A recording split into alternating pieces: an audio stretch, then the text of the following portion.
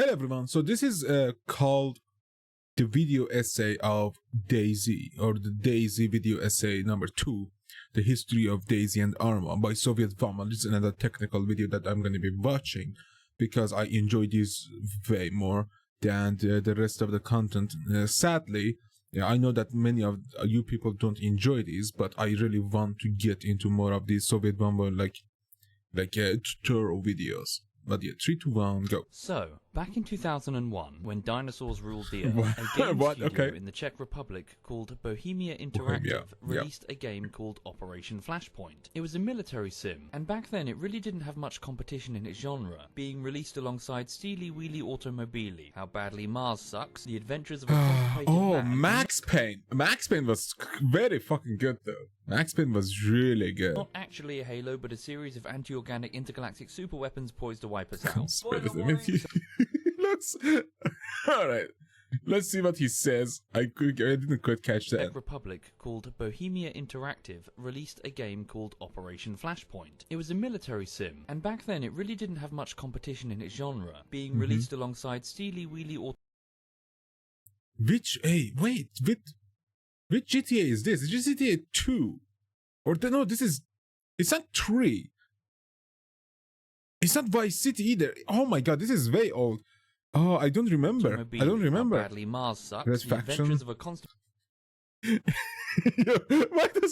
why does Max Payne look really fucking constipated in all of the Max Payne 1 and 2? He looked a bit better on 2, to be honest, but 2 kind of wasn't like the same Max Payne. It was fun though. Man, and not actually a Halo, but a series of anti-organic Never played any Halo, sadly. poised to wipe us out. Spoiler warning! So what Bohemia was bringing to the table was really something new. This was a game that focused on providing as realistic a military experience as possible, and told the story of a sudden and localized fictional conflict between the forces of the United States and the USSR my god, in look at, this from the perspective of a so series weird. of unimportant soldiers on the islands of Everon, Malden, and Golgachev. Bohemia decided to forego a lot of the more traditional game elements that players were used to up to that point, focusing instead on immersion, removing things like health bars, invisible walls, and scoreboards. Your character couldn't even jump. You could only vault awkwardly Jesus over low Christ. objects like you were a hippo carrying a Look at, soap oh box. my god, You'd that become looks so exhausted bad. after even a short amount of time running, and in combat you were practically made of glass. One bullet fired from either side, and you were... You are dead now either way too. Like, if you have Arma 3 or 2 on max difficulty, or like have at least Ace Interact on the max, like, oh, the moment anything breathes on you, you're dead, or like you're bleeding, you're hurting. Fucked. One stray grenade, and you were fucked. A small songbird lands on your finger, and you were fucked. Despite the Oh my god, what? Wait, how did he edit that? Jesus. A small songbird lands on your finger, and you were fucked. Holy Despite shit. the difficulty level, there were limited saves, and death would be frequent and often unexpected, and the game never held your hand, often keeping mission-critical information hidden behind the fog of war, as you would often be killed suddenly by a guy you never saw, from a force that you never even knew about, for the game to drop you back onto a "you are dead" screen with some poetry about how much... Excuse me. What is he saying? Oh, it's saying like things, J.R.R. Tolkien. Oh, it's saying things from famous people, like the writer. Back onto a "you are dead" screen with some poetry about how much war sucks and how much you suck if you think it doesn't suck. It was unapologetic, it was bloody, and it was at times cruel. And as it happens, it's one of my favorite games of all time. At the tender age of 15, I sunk an embarrassing number of hours into this title, first in its campaign and then in the pre-packaged mission editor that lets you create more or less anything, Holy from battles shit. with 100 tanks versus Like 100 wooden chairs, to pretty soon. huge and complicated player-made campaigns. Both me and my little brother, who never beat me in the culling, shut up, ended up making huge and complicated custom campaigns that outshone the main campaign in their scope, and Bohemia gave you the tools to do that. But there are 2 core strengths about Operation Flashpoint that are very relevant as to why DayZ works so well. The first is that the game did not take place within restrictive levels, but on extremely large and open maps, where you could more or less go anywhere at any time, and where the edges of the map were basically... That was such a like fresh of breath air breath of fresh air when I started DayZ in Arma 2. One of my friends, who's not really into those type of games anyway, he was just into zombies, told me about it. And the moment I saw the screenshots, I was hooked immediately. I got it and played it on solo. Like, went all through the fucking what was the map? It wasn't Altus, it was, what was the fucking map? Okay, give me a second. Chernaris, yes. It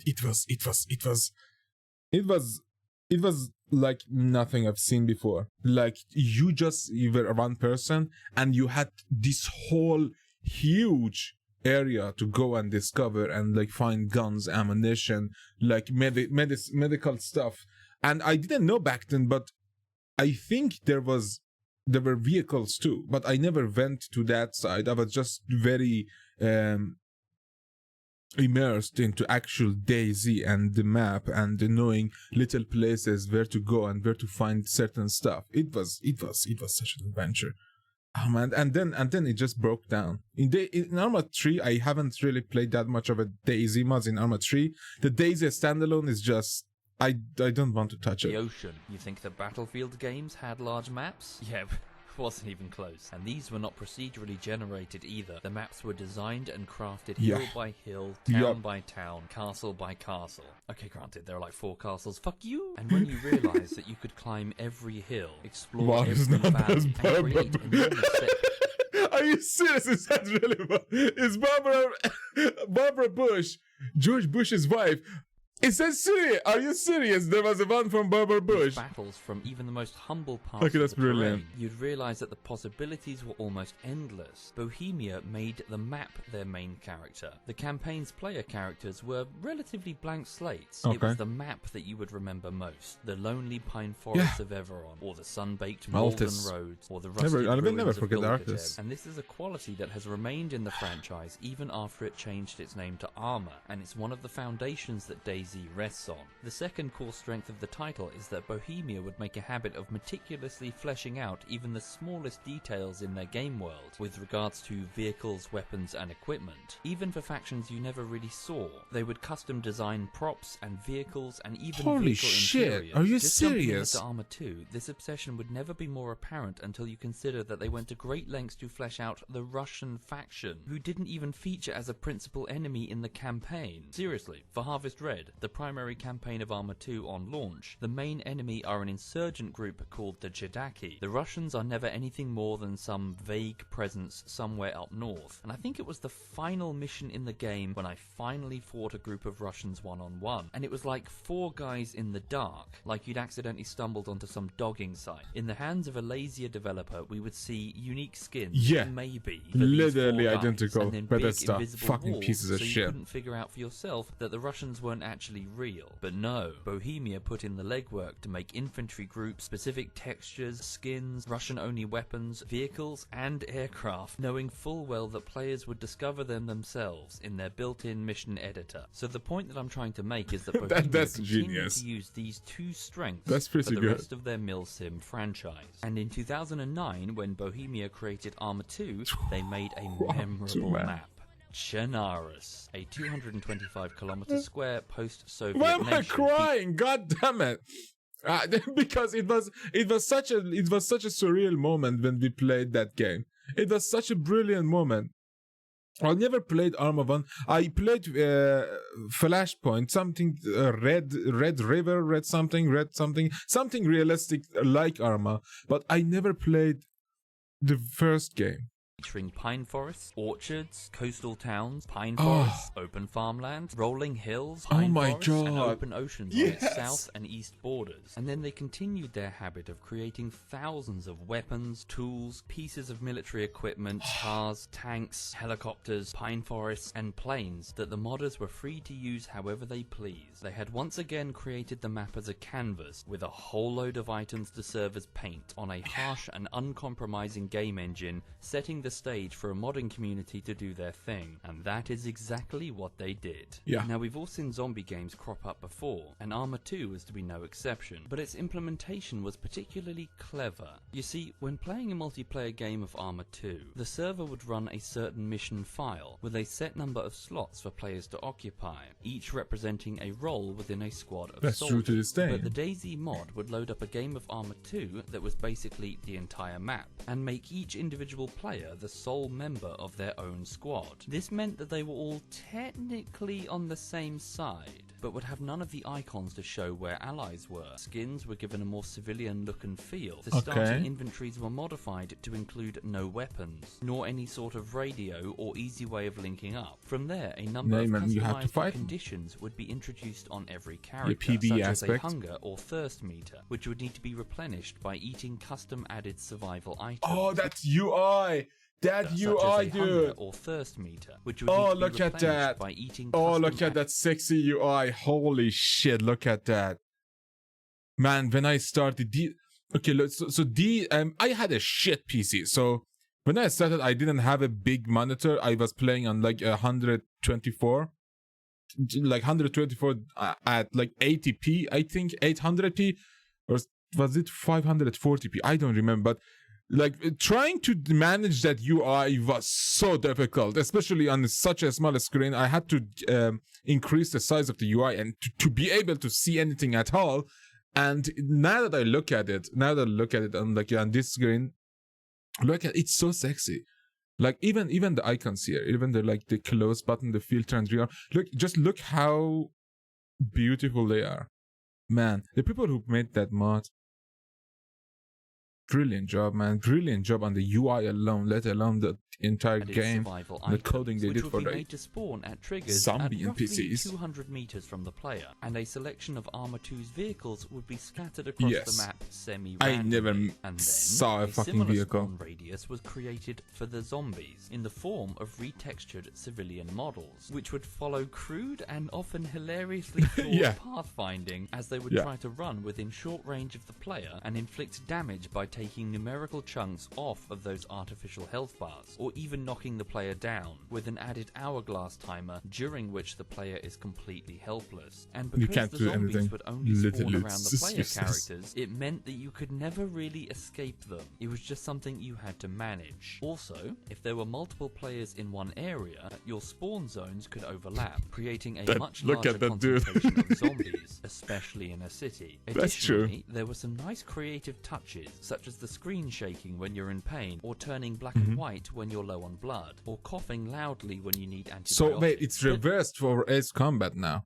because you're in pain when your screen flashes, you had a concussion or something, and when you lose blood, you don't really see it. Your heart rate increases or decreases or something, and you can hear your heart basically in your body. Really, that was kind of it, with some clever logic attached to each player character and a radius around the players in which zombies and items would spawn. A very effective illusion had been created, one of an entire world overrun by zombies. There was no goal, no scoreboard, no endgame objective. No. The Arma engine made you as vulnerable as a child, and you started both alone and unarmed. Another key factor was iteration times. Your first try of DayZ would be very short and very confusing. You would spawn, get your leg broken, get beaten down by zombies. You would spawn, find food, get your leg broken. Hopefully I was near a lighthouse spawn, and I find food, find a crowbar, didn't see any zombies for a get moment. Your leg broken and get beaten down by zombies. Each death would become a learning experience as you steadily got better at surviving, learning what sort of items spawned around you and where which places buildings to were avoid, dead ends and which ones you could hide in, and which areas of the map generally had people. And it really worked. This zombie mod had done something that no other game had done before. It had replicated the brutal day-to-day survival in a zombie apocalypse. It wasn't that the zombies were an enemy you had to shoot. It was just something you had to endure for as long as you could. Just the annoying bit. I mean, at the mid game, it becomes a bit annoying, but eventually they become pretty much useless to you. I mean, they're still very dangerous, but compared to the players, when you see a player, that's the moment that the adrenaline rushes like a fucking jet fuel into your shitting body, and then you explode, basically. You explode and try to fucking survive. you would absolutely die. It was really just a question of how long you'd last. And it was a true water cooler game. Everyone under the sun had stories of encounters they'd had because other players could help or hinder you. You were all competing. But the distance between those two are like very could be saved from death by much. a You play for total 20 stranger hours or and then hunted like nothing an happens. animal the next. Even pure horror games had trouble competing with many of the moments in the DayZ mod. All of the predictable jump scares would be unable to compete with that chill that goes down your spine when you think you're alone in a forest and you discover Oh you're my not. god. Very shortly after its introduction, lots of new versions of the DayZ mod started to appear as people rapidly introduced Origins. new ideas. Fuck. Server plugins could be added to trigger random events, such as helicopters crashing with supplies, or rescue planes dropping relief, or groups of AI bandits, or even surviving pockets of the military defending checkpoints and stash houses. And perhaps the most interesting idea, the ability to place down lockboxes and locked storage units to gather items in one location and keep them safe after you log off, protecting them with some basic walls and doors and other defenses. Never had base building in my games. Bases. This would allow you to set up and fortify a home pretty much anywhere on the map, any building that you could go into, or even just out in the middle of nowhere. It created a strong incentive that's amazing. to team up for mutual protection. And whilst many survivors continue to roam as lone wolves, the popularity of base building exploded as groups of people would pool their efforts to take over Oh an my god. area. Okay, that's actually pretty beautiful. When you vault it in and that's yours, The that DayZ house is... mod is like some fascinating social experiment. You would be dropped into a massive open game world with all of your current biases, prejudices, your optimism, your cynicism, and you're given free reign to do as you please, with nobody holding your hand. And you would more or less never play it the same way twice. That's So true. that's the DayZ mod. Unless you That's find why a it became sniper and then popular. Some just clever camp. ideas that turned a milsim Same. game into a fascinatingly immersive survival game, the likes of which we really hadn't seen before. So with this in mind, before we start talking about the DayZ standalone, let me first walk you through the DayZ mods themselves, because there was a period of about, say, 2 years or so, just after the arrival of the DayZ mod, that saw an explosion of creative energy, which was frankly fascinating. Continued in part 3. Alright, I'm gonna pause this and watch part 3 too. Okay, I'm gonna be watching DayZ video essay 3 by Sovietwomble.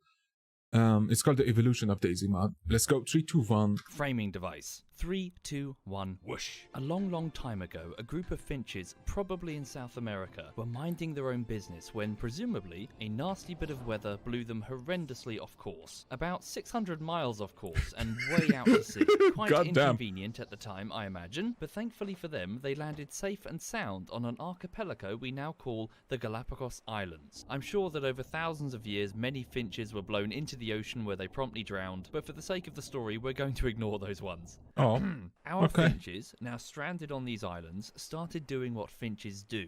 Eat seeds and reproduce. Since the Galapagos Islands are volcanic in nature and have never been attached to the mainland, all of the plants, animals and insects came from somewhere else, be it displaced by storms or carried by driftwood, or just long-range birds that migrate in or whatever. And once there, the various organisms continue to survive and evolve in their own isolated environments, often with none of their former predators or competitors. And I know that I'm about to use evolution as a framing device for a video essay talking about computer games with zombies in it, but just humor me for a minute. I love this shit, and you're gonna quite quickly see where I'm going. So the thing with evolution is that it's a very deterministic process. It is not random at all. It is guided, not by an intelligence, but by the environment. Survival. As every ecosystem has right and wrong answers when it comes to finding food and staying alive. And if an animal doesn't have the chops for it, then it just doesn't make it. And every organism is not a clone of its parents. They're a mixture of inherited traits plus a few mutations. And whilst those mutations are fairly random, once pitted against an environment, those that are advantageous, neutral or harmful become immediately evident. In the case of the finches, once their population grew large enough, they would have reached a point where competition for food was so fierce that not every finch would survive to reproduce. The South American finches would typically eat seeds, and whilst plenty of insects existed on the island, the birds didn't have beaks that were built to easily grab them, especially when those insects hid between the thorns of cacti. But over successive generations, mutations would accumulate to produce birds with beaks that were much much more slender than their neighbors. These specific organisms were able to survive and reproduce where others could not. They had a clearly advantageous mutation, giving them access to an alternate source of food at times of hardship. Compound this process over hundreds, thousands, tens of thousands of years, and you have a situation Okay, that was too sudden, where Jesus distinct Christ. subspecies CDT's cactus browsers grab insects in fights, in flight, opportunistic scavengers. Okay, arthropod eaters and berry eaters. That's crazy. start to appear, each adapting to their own unique conditions on the islands. Plumage would change colour, legs would adapt to perch on forest trees or the thorns of cacti. Oh my god, now I get it. We were isolated on this island and playing games that each of us learned a way to survive in our own way. People who teamed up and made bases, people who were just sneaky and went for weaponry, people who tried to stay away from populated area.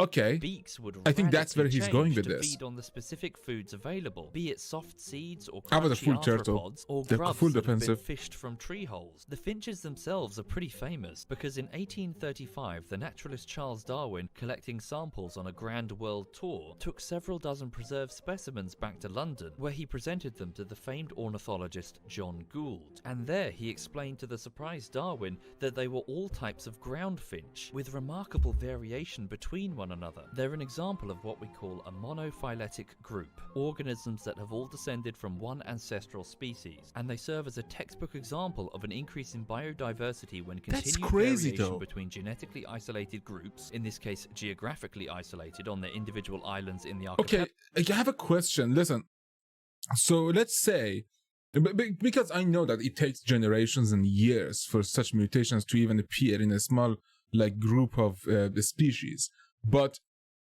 how many does it take? Like, how many species after the birds who landed on an island without any way to eat again learned, or not? I mean, they didn't learn.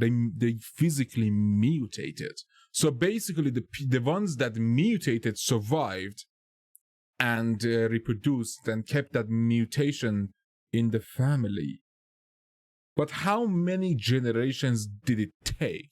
Like, is it the same with people, that we grew taller and less hairy as we go? I mean, don't look at me, but I'm just saying, it's what the evolution says, right? Almost, I think.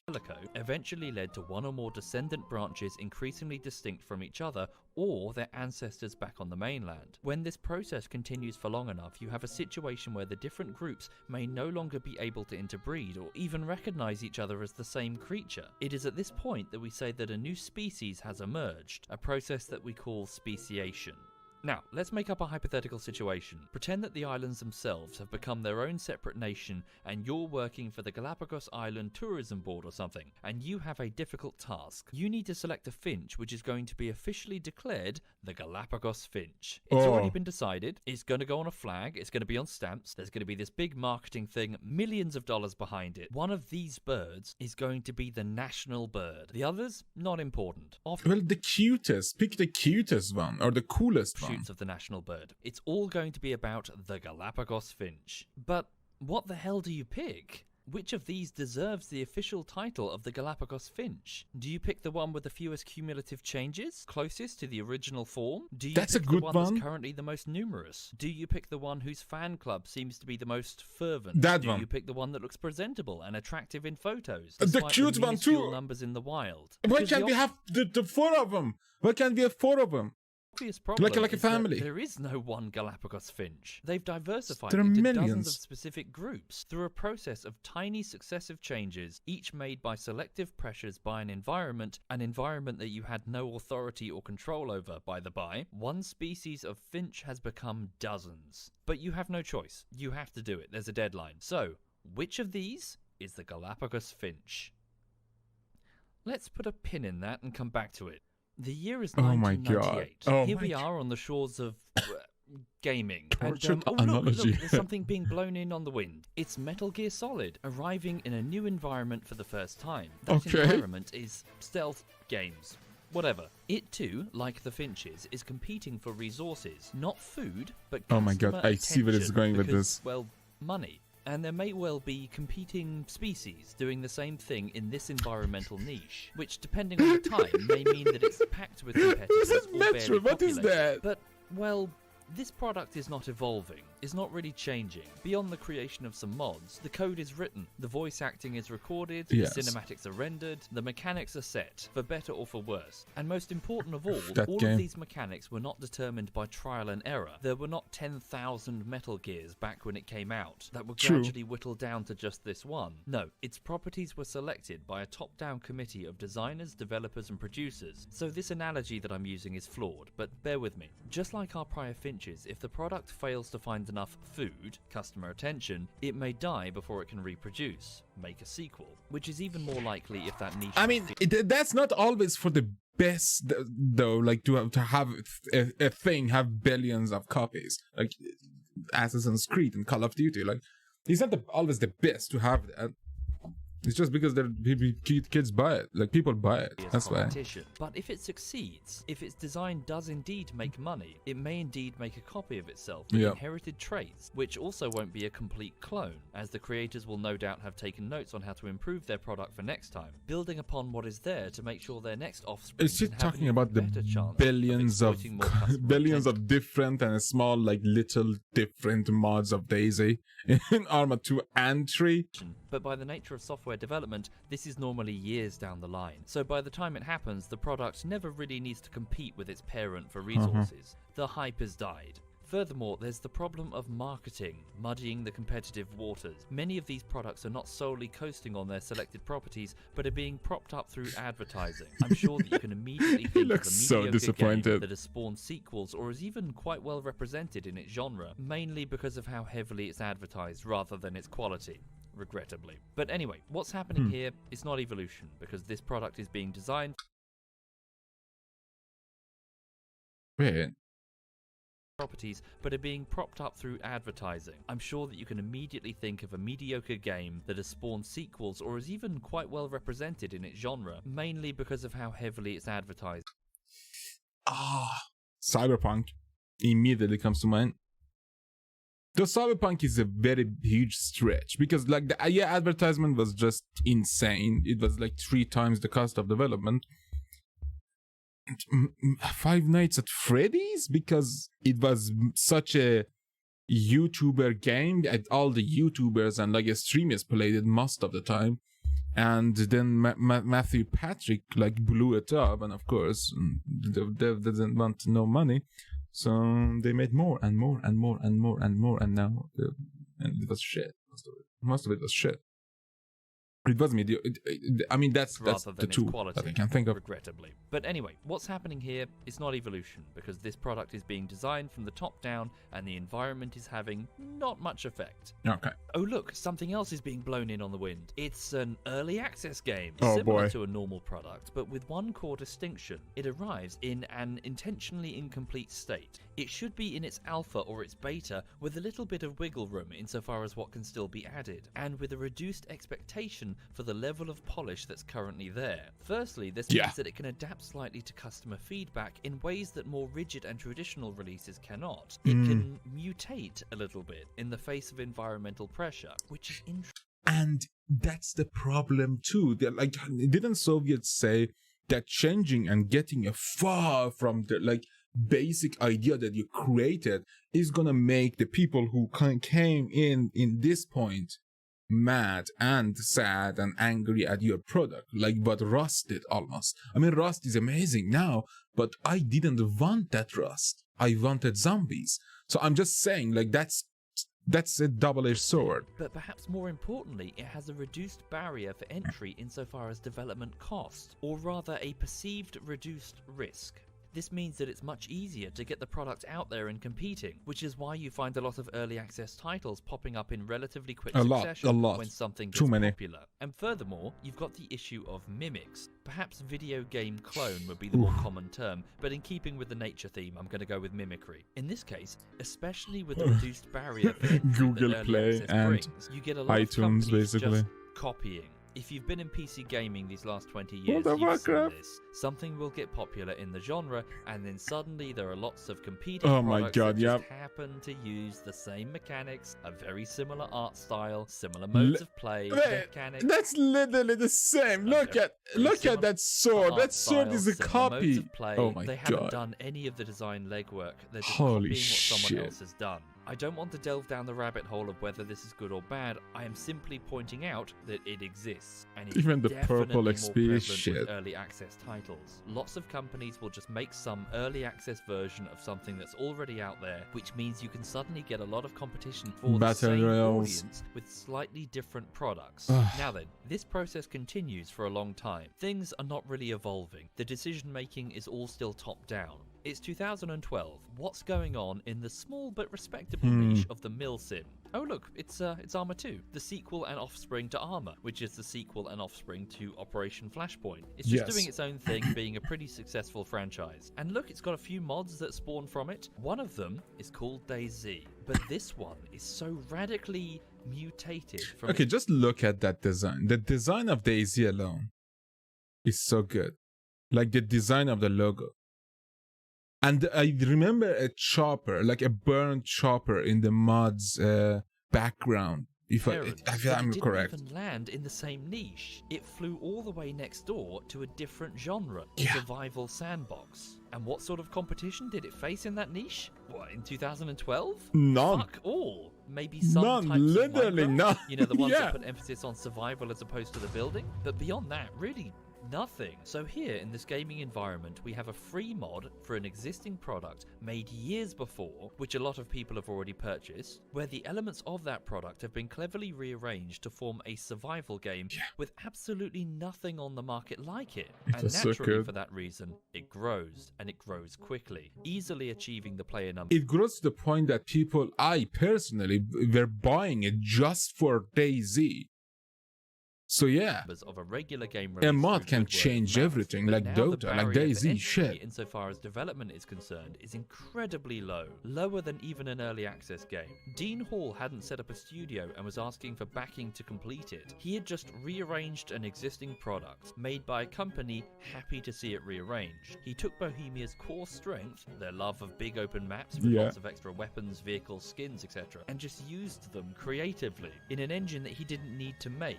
This meant that anybody, not just companies, but regular gamers could also make their own versions of the DayZ mod in the exact same way. Plus, it's a sandbox. By the nature of sandbox gameplay, You can make it's whatever you fairly want. simple to set up. There is no overarching story or cutscenes or voice acting, no huge campaigns you've got to plan and balance. You just load up a big map and sprinkle some items all over it, and the players will make their own fun. You don't build the roller coaster, you just put some parts down and the players will build it themselves. And any jank in the process is easily excused with, well, I remember Portal had something of the same idea, but people could make mysteries.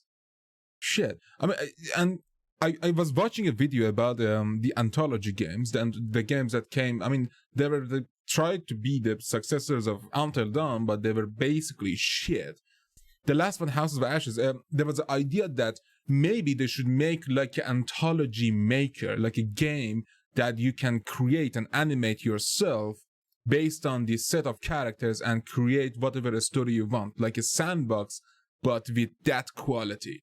Because it's a very good engine and it looks amazing. It just sometimes the story that they created fully sucks. it's just a free mod. And that last bit is quite important. Things that would normally attract critique, even in an early access product, are hand-waved as part of the experience. So with the barrier for entry when it comes to making new mods That's so incredibly low, good. what with That's one so guy true, though. able to do it, and with the survival sandbox genre so empty, people got to creating, rapidly making similar You but just slightly say, different versions of it's not just people just call it you got armored. That's it. That's basically it. And in the space engine, it's Clang, praise be Clang. It's not shit. It's just so good that we can't comprehend it. DayZ mod, giving Fucking them different stupid. names like I love DayZ it. Plus or DayZ Aftermath or DayZ Epoch. Fusion, and making Epoch. them available as mod packs. And since DayZ's gameplay is very much less is more, it doesn't take much to alter the core mechanics in significant and interesting ways. Bohemia had stuffed Arma 2 to the gills with content, factions, weapons, vehicles, even before Yes. you delve into the modding stuff. So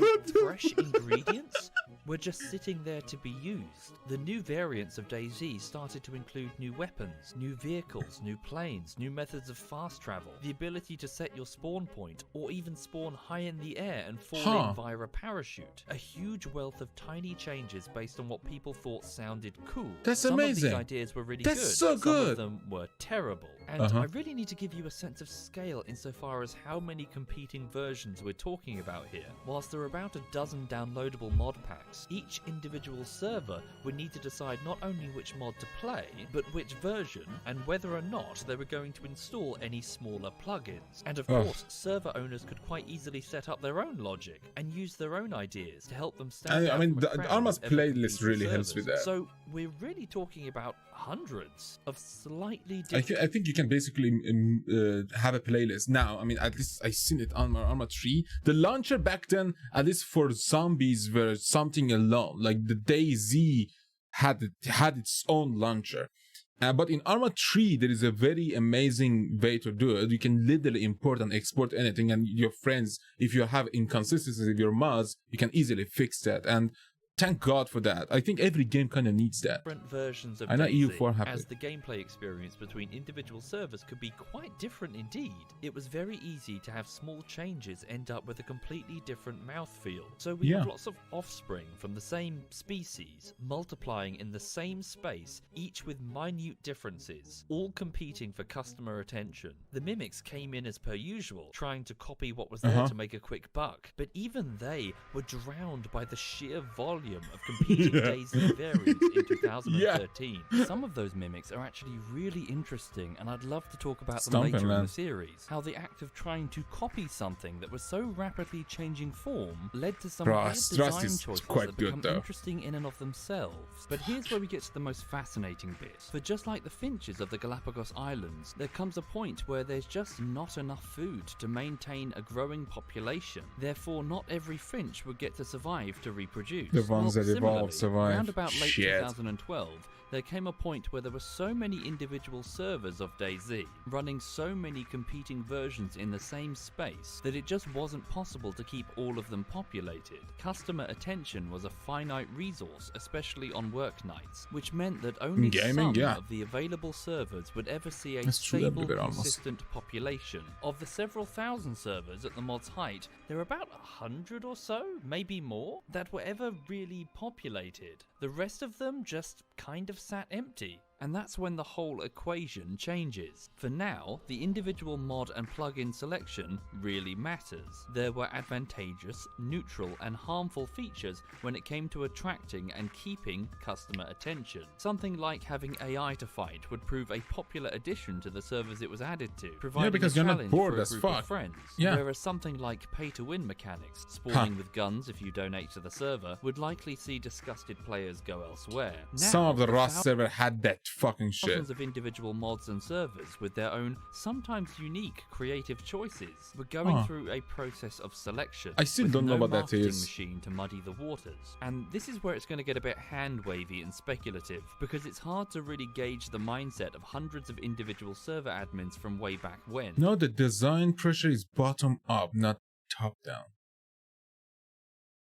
But on the assumption that all of them wanted people to play on their servers, you know, the servers that they're paying for, and that they were reading the DayZ mod forums or checking out other servers to see what was popular, I speculate that they started to individually tweak their servers to retain the ideas that were perceived by the community as good, whilst quietly removing things that people complained about. I base this speculation on the fact that pretty quickly we saw several specific ideas carry over onto many servers, while some just Where the fuck out of the channels? There's no trees. Who's playing? Didn't spread at all and seemed to die out. An example of the former would be those AI missions, which started to become very common no matter which mod pack or server you played on. And for the latter, the inclusion of things like thermal optics, considered by the community to be horrendously unsporting, just didn't seem to spread beyond a handful of servers, despite being in default Arma 2, therefore incredibly easy to I mean, you're supposed to be a civilian. Like, using thermal scopes is like the antithesis of that. Like, you need to have basic guns, and yeah, maybe if you're very, very, very fucking lucky, you could find a thermal like scope or something with with a battery that works on it and it's not broken or like expired or shit. I propose that just like parents passing successful traits onto their offspring, good ideas that proved they could hold an audience would tend to propagate as new server admins would see what was working and copy. This is just something that seemed to be apparent from months of casual observation. So with the perceived good ideas sticking around and the perceived bad ideas either not being widely adopted or selected out intentionally, the DayZ mod started to evolve.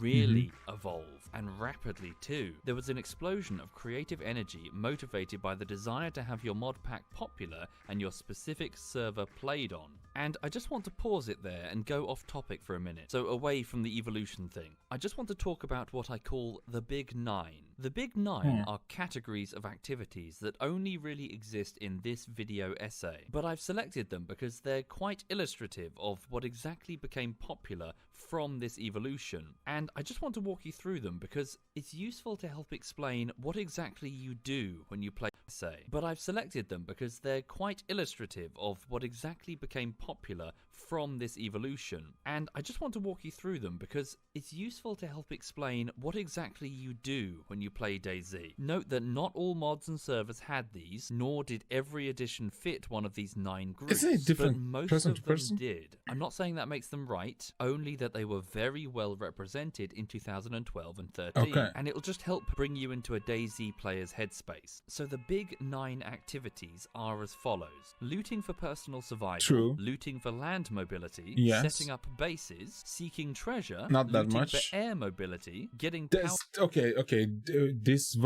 makes sense. Yes, powerful armed vehicles, combat against AI missions, trade with AI systems, and intentional offensive or defensive PvP. Yep.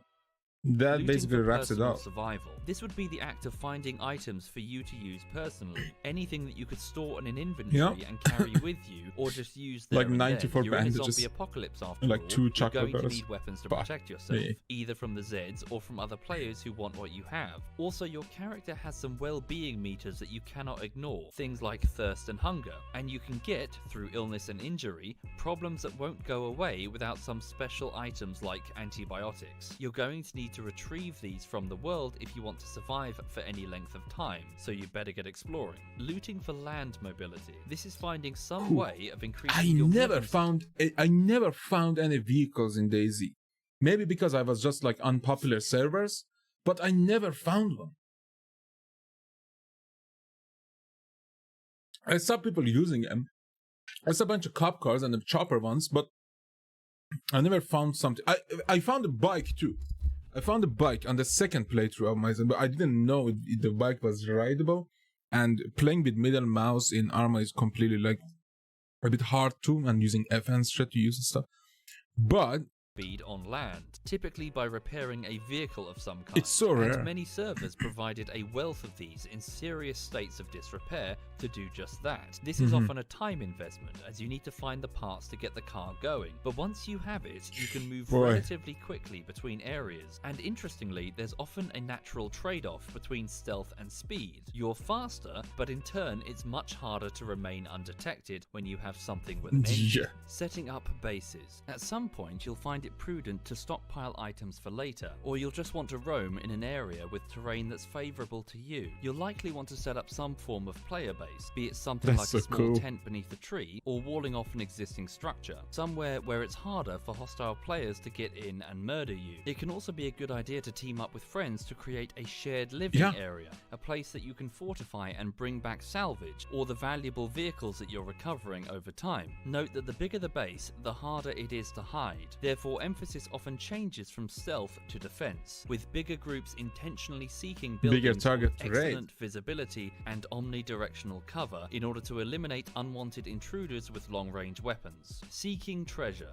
Many servers and mod types will introduce some sort of dynamic event system that's continually creating special items to be retrieved by the first player that finds Those it. are always Maybe fun. the location is defined, What's in there? maybe What's it's in there? vague. Either way, it's very frequently a time-sensitive hunt. There is something special over there. Can you get to it first? This often brings players in direct contact with each other, creating moments of high adrenaline and intense combat. Similarly, some I'm servers watching it now, have a maybe sort of with passive treasure high hunting, where adrenaline player right now. bases require maintenance, and failing to provide it will cause them to decay. This means that derelict player bases could be stumbled upon and picked clean by scavenging bandits, looting for air mobility. Similar to cars, it's often quite possible to repair and fly helicopters from Arma 2, a handful of which would be scattered at random across various fields in Chernarus. Often considered to be the true endgame element, flying vehicles are loud, large, and hard to maintain and keep hidden. But if you can keep one going, you can make the entire map effortless to traverse, and you have access to more or less any area of the map, with the ability to simply fly over many player defenses such as walls,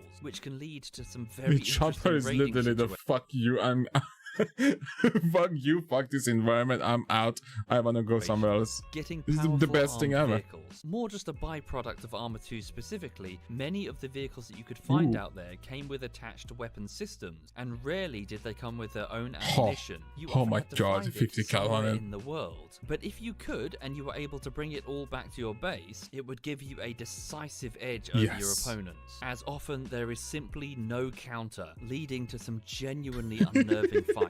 Combat against AI missions. Similar to the dynamic treasure system, many servers would feature dynamically spawning AI opponents, which would serve as powerful and dangerous enemies for you and a group of friends to take on. Sometimes guarding treasure, they often serve as an excellent reason to work together, and stand apart from any common AI, which may serve as the world's principal threat, such as zombies. The AI missions were more like an event than something you would often encounter. Trade with AI systems. Many servers would feature dedicated trade hubs in the form of small fortified settlements. These are probably very new because I don't remember any. I don't remember PvE, especially non-zombies and trade sites. What static is that? NPCs could buy or sell the various items you find in the game world, often for some sort of server-specific currency, such as gold bars or bottle caps. These mods became very popular, as it meant that you didn't have to throw away everything you were stockpiling once you reached a certain point. You could go on a trip to a trader to unload it all, getting a currency that you could easily carry and use it to purchase things that you would have trouble finding otherwise. They also served as fantastic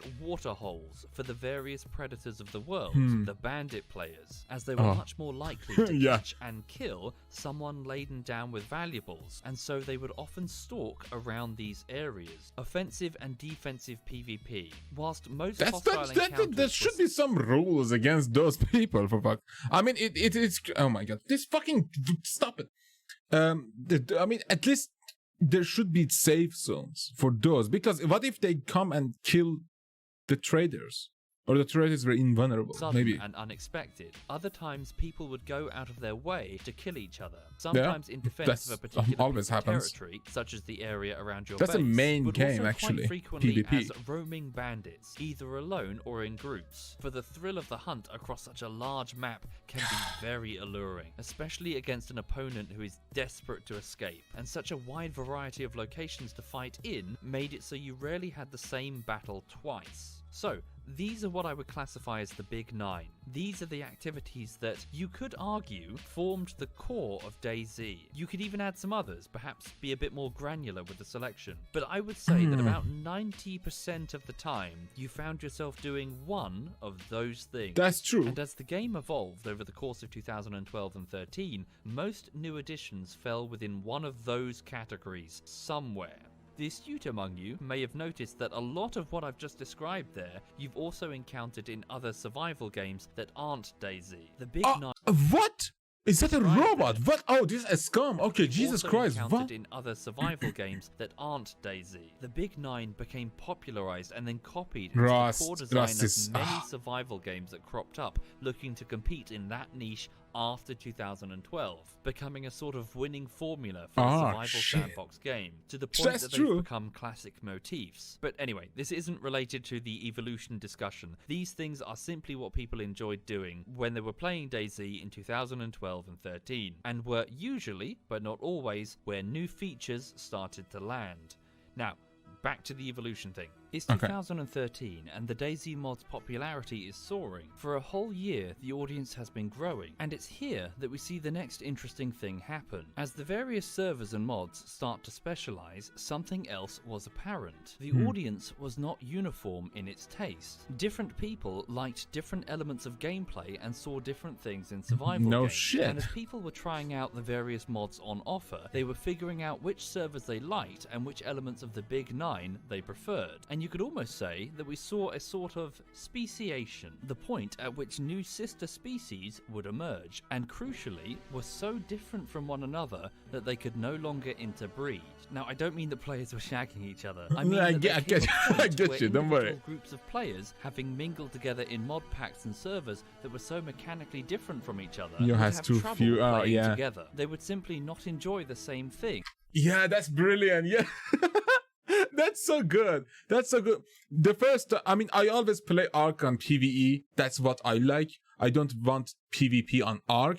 So that makes sense that people in DayZ, when they were so involved in the game and different mods, when playing the same open world shooter wanted game, different things too, like there same is no shit. hard boundary between any group, and many servers and mod packs straddled the line. But for the sake of this analysis, I would speculate that there are broadly 3: classic, base building, and PvP.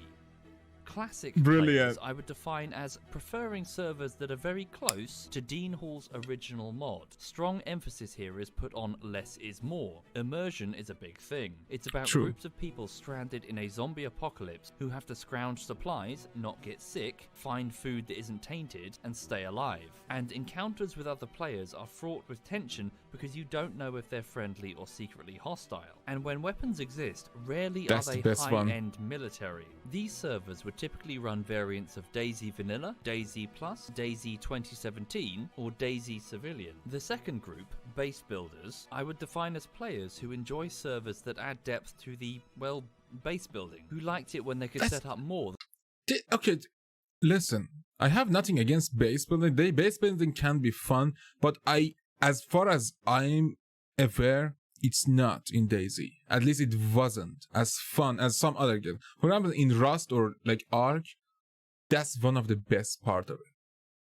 But in DayZ, sadly, I don't see the appeal of it, because DayZ is like on the go. Move, collect, kill, move, collect, kill, make friends maybe, and that's it. Than just a simple tent, who could build walls and lock doors and strong boxes full of equipment, with vehicle pools full of trucks, and even sometimes assemble heavy weapons. And where you're generally rewarded for working as a team, or rather those that do tend to be able to dominate certain regions of a map, with large multi-tiered player bases. These servers would typically run variants of DayZ Epoch or Origin, and sometimes maybe Overpoch. The last group, PvP players, perhaps better known now as Battle Royale players, enjoy the huge open maps and the randomness of drops that DayZ provides, but really find more enjoyment in the fighting. They want to get there as soon as possible. You would often find these sorts of players in or around the airfields at various servers, not purely for the weapons, but also because that's where they know they can get a good fight. These servers would typically run DayZ Overpoch or Overwatch, and later, of course, Arma 2 and Arma 3's Battle Royale, made by Player Unknown, who would later go on to make PUBG. Again, these aren't hard boundaries they literally became drawing lines where they their really own didn't genre. In That's any brilliant. Form. And many players would find themselves bouncing between different things. But there are people who definitely align themselves towards one style of play over the others. People who definitely find the other game modes not as interesting. That's absolutely because amazing. Specifically, the PvP players know what they enjoy: the fight exciting. And they true. would find the base building servers okay, but probably a bit distracting. They want to go out there and hunt, not collect lumber and build defenses. And they'd find the classic servers boring, because it would take 2 or 3 hours just to find a decent weapon, let alone someone to actually shoot with it. The base building players would find PvP servers okay, but probably not all that thrilling, and certainly find the classic servers lacking any sort of endgame. You know, they looted lots for their personal survival, they've got a tent, they've stocked it full of items, but then what? It would just get stolen off them the moment they went offline, which gets frustrating very quickly. And the classic players would find the base building servers a bit off message, what with people not really taking the survival thing seriously, by building giant wooden castles armed with anti-aircraft guns, and be positively horrified with the PvP servers, where by design, they're shoot on sight, whereas a huge part of the attraction for these players is the moral ambiguity of whether or not you can commit virtual murder.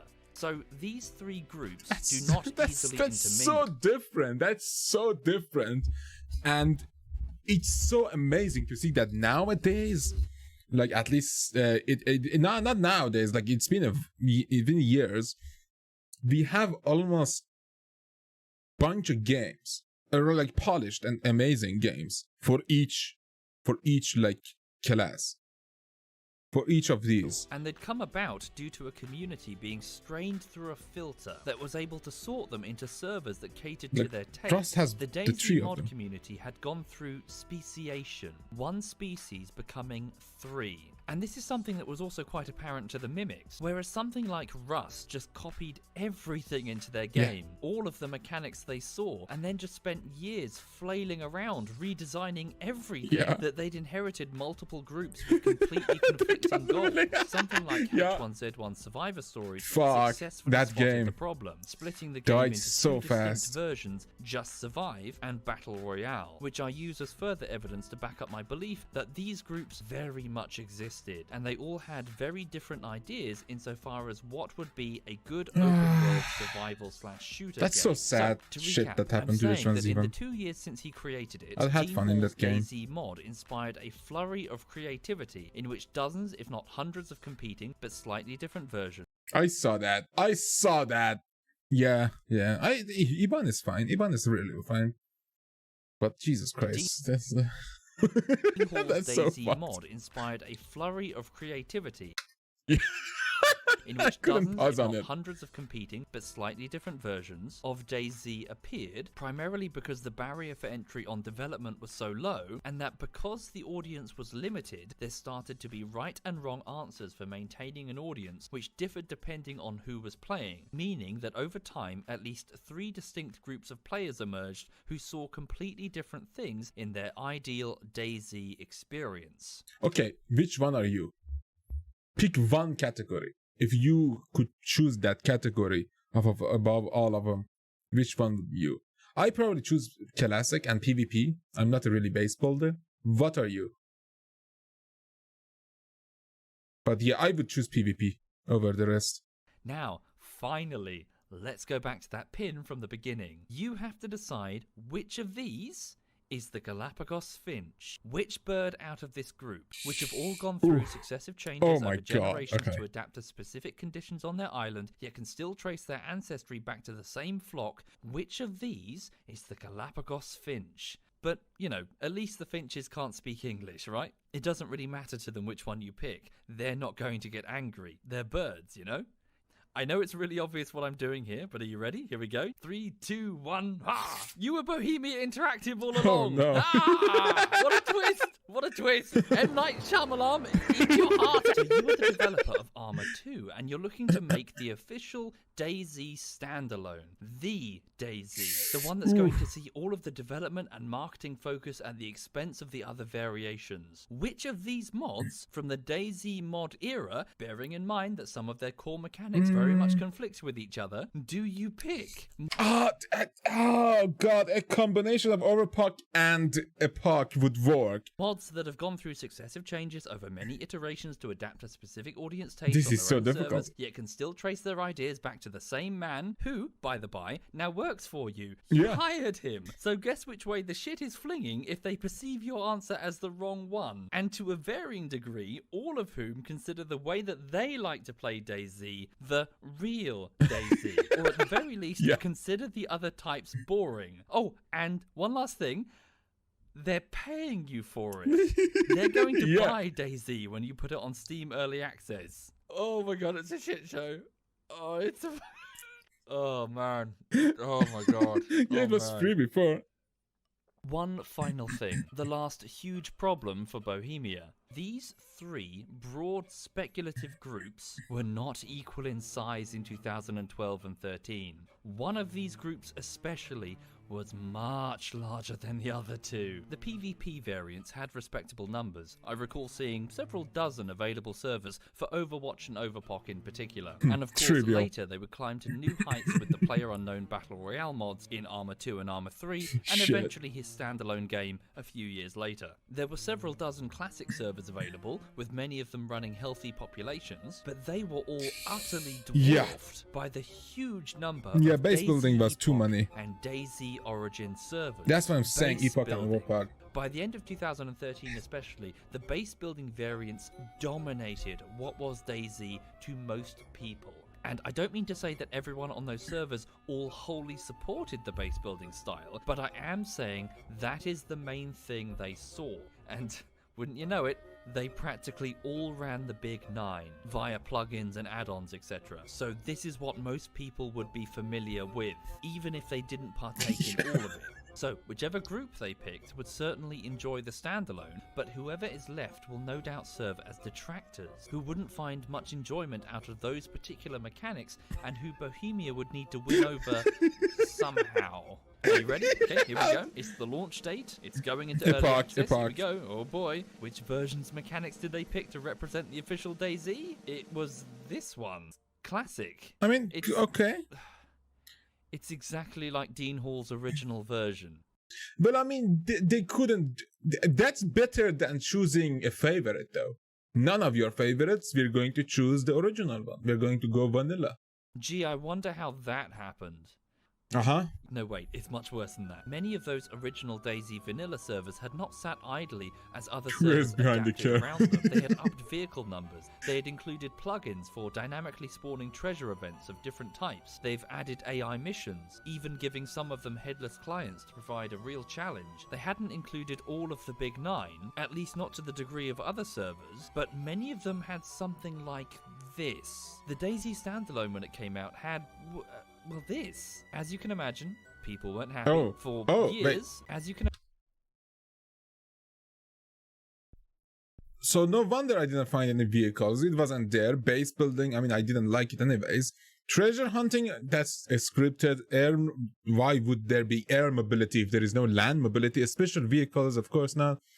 International PvE, well, this is scripted too, and trade size, that is scripted too. So yeah, shit, well, no wonder. Okay, now I get why it kind of wasn't like up to par. Imagine people weren't happy. For years, the Steam reviews for DayZ were a total shit show, as each patch to add things would do things to please those who like classic, such as adding things like loot to find, but did nothing for those who liked the other broad groups, especially the activities of the Big 9. The base building fans, well, for years they got some concept art of what the bases would look like, but really not much else. And the PvP fans were especially shafted, with the creation of huge loot databases that Bohemia were quite clear that they'd be keeping control of for a while, very seriously limiting the availability of high-end military loot, and having a pretty significant time investment just to find anything. I remember those days.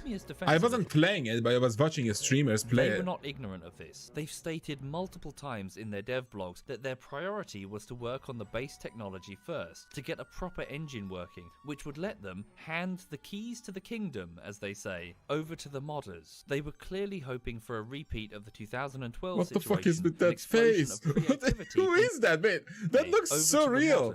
They were clearly hoping is that for someone a repeat supposed of to 2012 2012 situation, an explosion of creativity in which we would see the various mod fans bring That's back the not things that no. they found Who is appealing that? from the DayZ standalone template instead of Arma 2. The problem is that their development process stalled on the way to that goal, which is something I'll cover in a later episode, meaning that for years they were straddled with a huge audience of DayZ mod players who were soured that they lost their money, had little or no interest in the simple mechanics the standalone provided because it wasn't the DayZ they remembered. So anyway, that's what happened. The DayZ they remembered. Well, they didn't go back far enough, and 13, sadly. the DayZ mod evolved as features were added based on what people wanted rather than what a developer and publisher thought people wanted, specializing into at least 3 different subgenres as the tastes of the audience became more refined, which is a huge part of what makes this topic so interesting for me, because the momentum for these subgenres continued as more Granted, developers would come that's in fun. with their own slightly different versions, That was fun. eager to cater to these clearly developing markets. You've probably seen dozens on Steam. There's an absolute wealth of open world base building, crafting survival games out there now, be they multiplayer or single, standing in the DayZ mod's shadow whether they're aware of it or not, where you gather some resources and you bring them back home and then defend it against other players or the environment. The classic versions where you could just roam free in an immersive survival experience haven't had as much representation, though a lot of that market probably just went to the DayZ standalone. Interestingly, as I think the reason behind it is the fact that there's so many different ones for each category that people don't really want to go back to the original because they have what they want. They have what they find enjoyable in that specific genre. So they go and follow the game that has the most enjoyable thing for them. Though it's not the classic survival. It's sad, but like... Quick aside, it's there's a subgenre of this subgenre which is breaking free of the mold, where you play as a human with a gun, where you roam around and try to survive as an animal, in the most recent cases as a dinosaur. And this subgenre is actually really interesting, and I'd love to do a video on it sometime. But the most startling transformation is absolutely what happened to the PvP crowd, because the DayZ standalone really did leave them high and dry. There was no DayZ Overpoch or Overwatch anywhere for them in the DayZ standalone's development life cycle. Nothing that captured the spirit of what they clearly wanted. A big open map with random guns to find, with vehicles and airdrops, and a very strong emphasis on combat and getting there as quickly as possible in order to Rust has that though. Like Rust has that. I mean, literally has that. It's not as like military heavy as Arma, or at least DayZ was.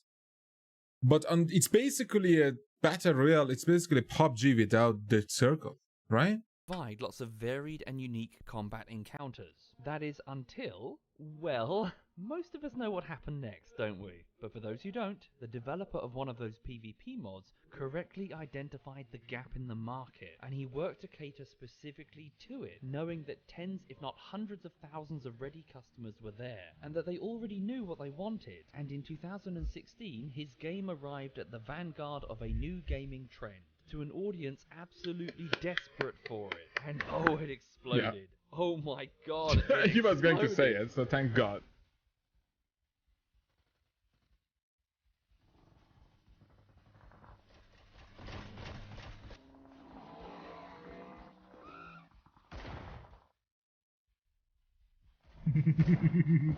This is awesome. Fortnite. It's shit, but like, again, to each their own. Black Ops 4. Warzone, motherfuckers. Warzone was so fucking fun. Okay, listen. I didn't like PUBG as much because PUBG was so colorless. There was no color, and Fortnite was too colorful. And there was base building. What the fuck is that? Warzone was so fun.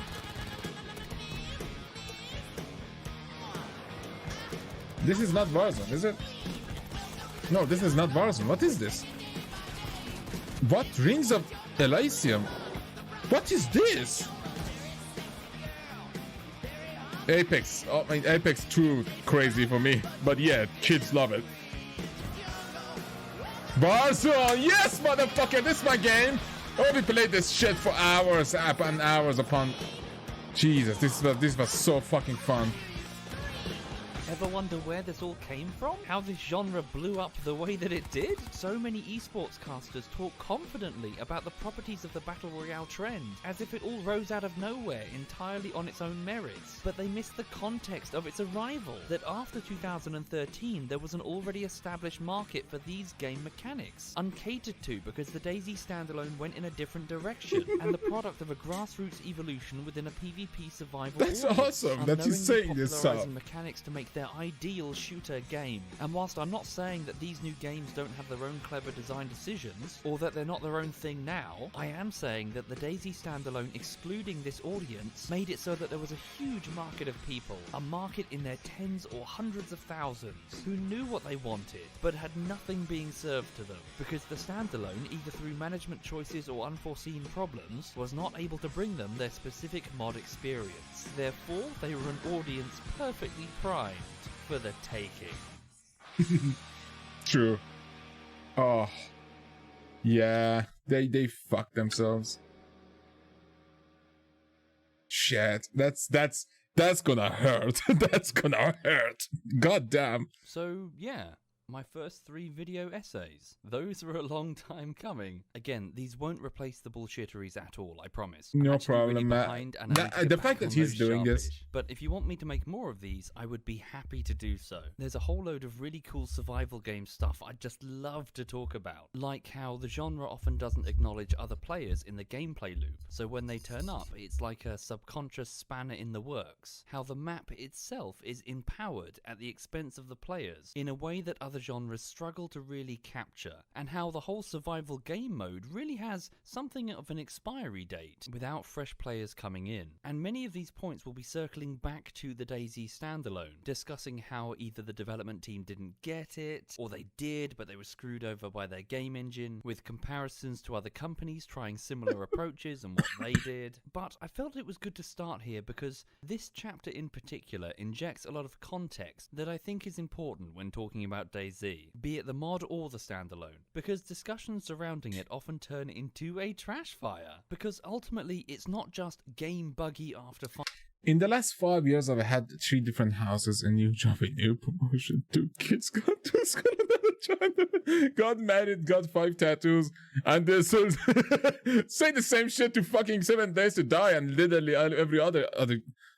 The Rust came out. I think Rust is not out in alpha anymore. Ark isn't, and Ark is still unfinished. For fuck's sake, let us choose new characters. They look exactly the same, all of them. Lol, but how the people talking about it are often doing so from completely different perspectives. I can really think of no other game whose fan base have fractured so completely, save for maybe Minecraft, which similarly had a situation where thousands of unique mods could tailor-make servers to specific tastes. Yeah. But here's the thing, Minecraft wasn't made after the fact, among a sea of competing versions, and the DayZ standalone was, which is why it's so interesting to analyze. They didn't do enough research on the fucking subject, like Soviet did.